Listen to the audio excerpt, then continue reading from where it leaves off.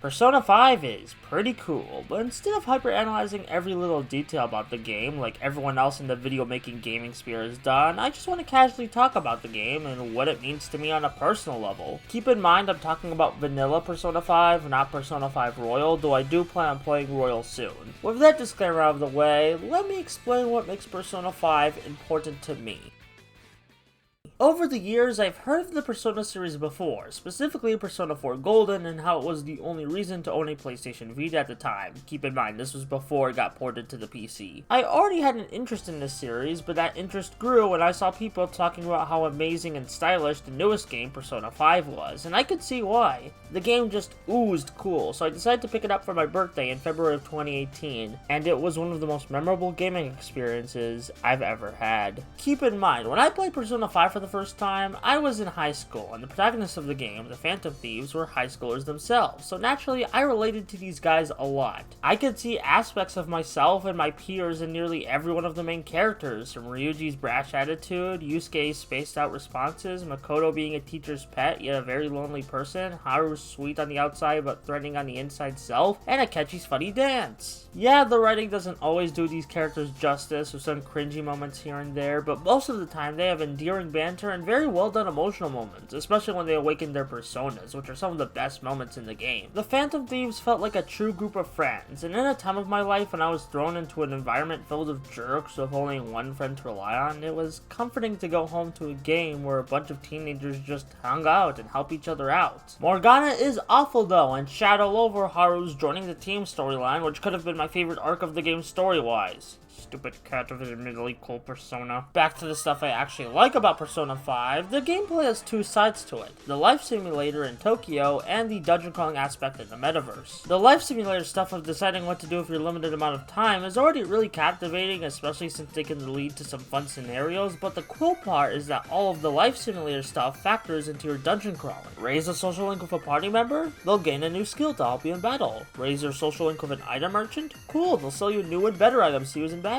The battles are good old turn-based RPG fun, where the most effective strategy is to find an enemy's weakness, exploit it, and do a powerful all-out attack to finish them out. These battles are already mechanically solid, but they're enhanced by how visually pleasing everything in this game is, from character designs to the stylish transitions and battle effects that further proves that you don't need 6 teraflops to impress graphically in this day and age. Another one of my favorite gameplay aspects are the titular personas. As while your teammates are stuck with one persona throughout the entire game, you're the wild card, meaning you could have multiple different personas to use in battle, and you can recruit personas in battle by talking to the demons and appealing to their desires, which leads to some pretty funny dialogue. Not to mention you can take the personas you have and strategically fuse them to make better personas. As for the dungeons you battle in, they're a bit hit and miss, since this is the first time in the series dungeons aren't solely randomly generated, and if stuff like Okumura's palace is any indication, it was clearly a first attempt at the idea. There's still fun dungeons in here, but towards the second half of the game they can get pretty monotonous. I've heard Royal improves the dungeon design, but I wouldn't know because I haven't played it yet. Though I have faith the team are going to improve the dungeon design skills big time when Persona 6 happens. However, my time of Persona 5 would meet a premature end, as my sister somehow sent my PS4 into a hard reset by playing Fortnite a whole bunch. I don't know how this happened, but I was very pissed that all my save data went bye-bye. My 40 plus hours in Persona 5 went up in flames, and I was devastated, especially since I was getting to a big turning point in the story. I didn't feel like replaying the 40 plus hours I lost, so I moved on to other games. Afterwards, I slowly started to notice a lot of Persona 5 critiques, along with toxic weebs spoiling the name of Persona for many,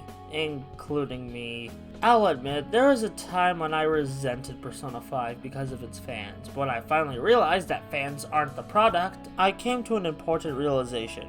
Despite all of the writing flaws and whack dungeon design of vanilla Persona 5, this game means so much to me. I remember coming home after some rough school days, turning on the PS4, playing Persona 5 for 2 to 3 hours straight, getting attached to these wonderful characters, and seeing them finding themselves as they steal the hearts of really evil adults. This game got me through a difficult time of my life, when I saw truly disgusting behavior be excused both in the news and my own life. Persona 5's core themes of taking down corrupted adults and finding yourself were things I needed to hear when I was a pissed off yet nervous teenager. Yeah, it's not a perfect video game, but it's a video game that means the world to me, and it's one of my favorites of all time. Also, Haru's a great character, y'all just weak.